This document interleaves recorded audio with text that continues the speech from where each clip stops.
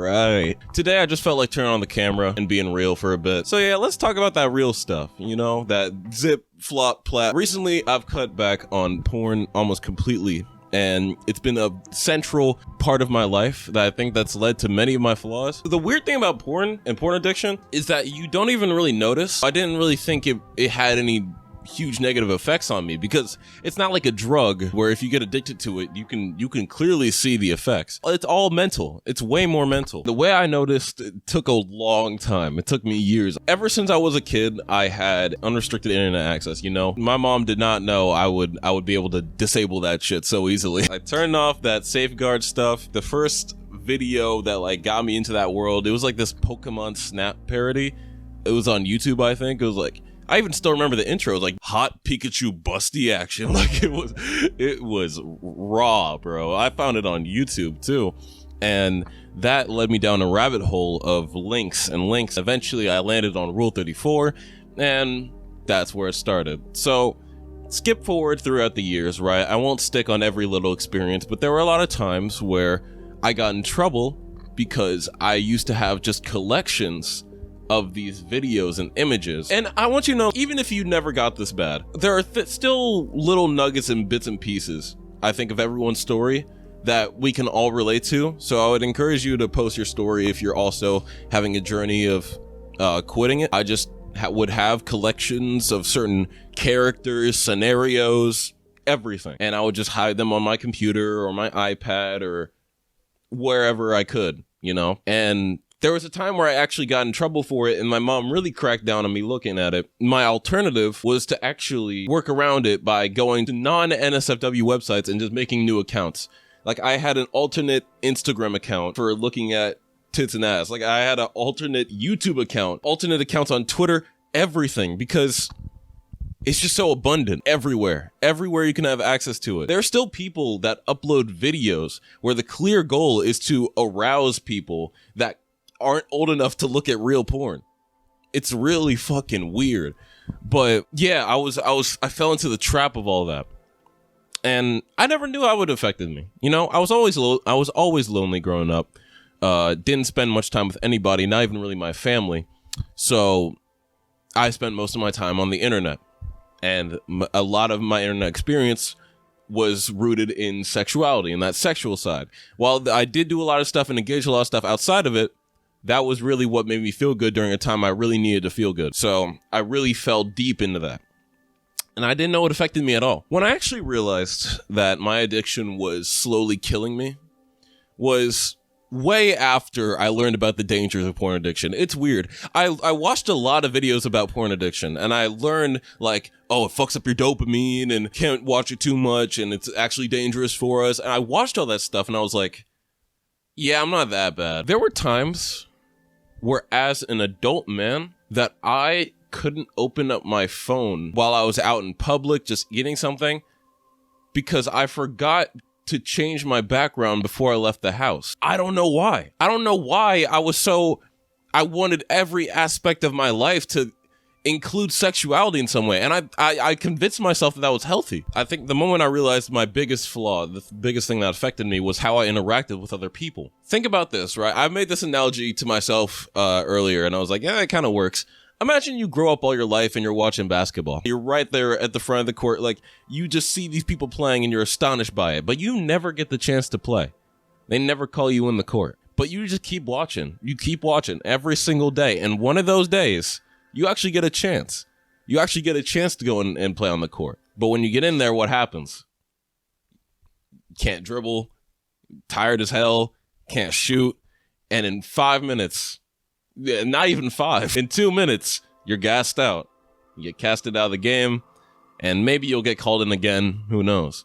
You probably won't. When I first started getting into relationships as an adult, whether it would be with friends or a little bit more than friends, you know, girlfriends, boyfriends, romantic partners, all that. When I did get my opportunity to become closer with people like I really wanted,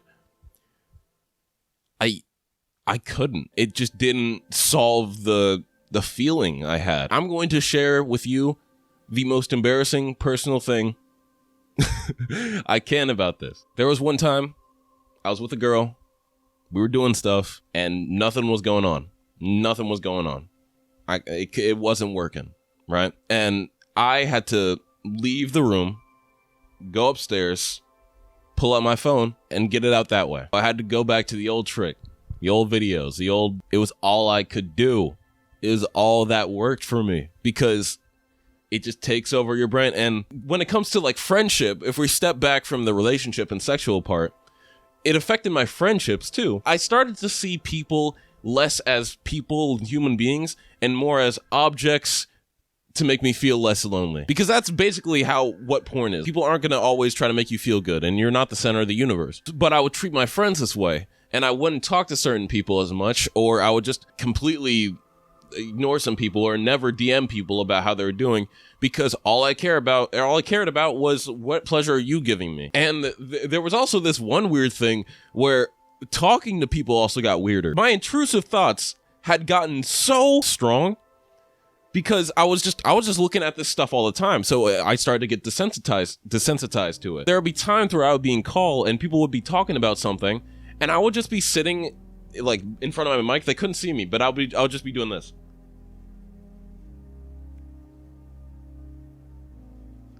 Doing stuff that would like distract me from talking, because I was thinking such degenerate thoughts in normal conversation that I was afraid that I might actually say one of these thoughts that are in my head. I knew I wasn't, but I knew that it was in my mind, and subconsciously something might slip out. And it led to me being so quiet and weird. And sometimes these intrusive thoughts actually did slip out, because I thought, oh, this might be funny in the moment.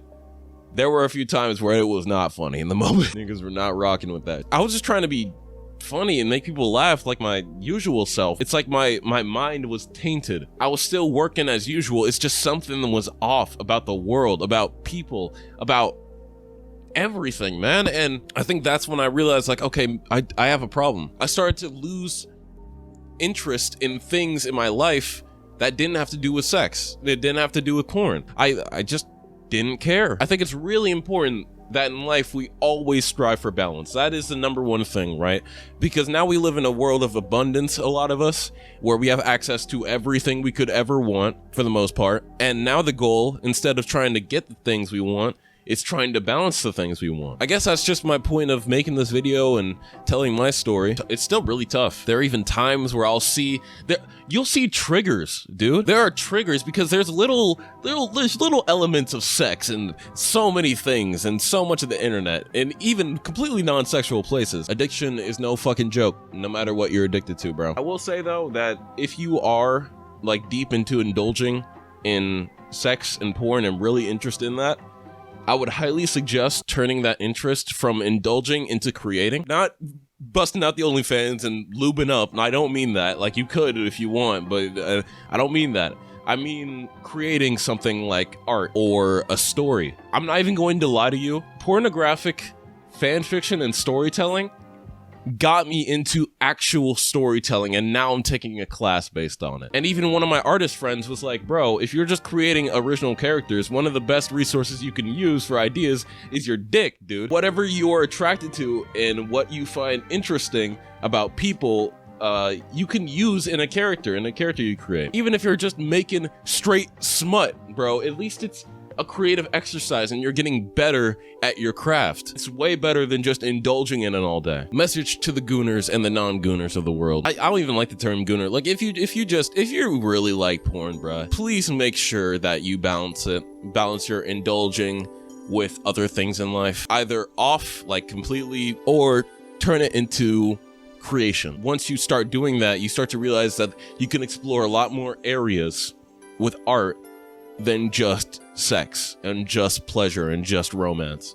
So yeah, have a good one, my G's, my